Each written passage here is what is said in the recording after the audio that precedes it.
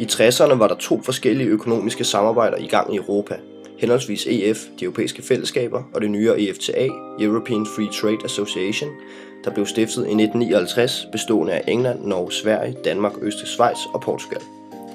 EFTA skilte sig ud fra EF, i det ikke var en toldunion, men derimod et frihandelsområde, der kun omfattede indbyrdes frihandel med industrivarer og altså ikke landbrugsvarer. Det viste sig ganske tydeligt, at den økonomiske vækst var større i medlemslandene af EF, end den var i landene, der var medlem af EFTA. England oplevede blandt andet en meget langsom økonomisk vækst, og de engelske virksomheder og erhvervskreds havde et stærkt ønske om, at England skulle søge medlemskab i EF, hvilket de så gjorde i 1961, men altså fik et afslag.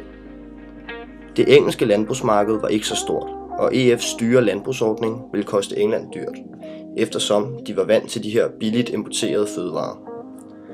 På grund af den tydelige forskel i økonomisk vækst i EF-landene sammenlignet med EFTA-landene, så ønskede altså flere og flere lande at blive medlem af EF-samarbejdet, og både Danmark, Irland og Norge hoppede med på den engelske bølge og søgte om medlemskab, og inden for få år var alle landene altså blevet medlem af EF. Samarbejdet i EF blev vanskeligere og vanskeligere at få til at fungere på grund af de høje olieprisstigninger. Disse olieprisstigninger udløste den økonomiske krise i 1970'erne.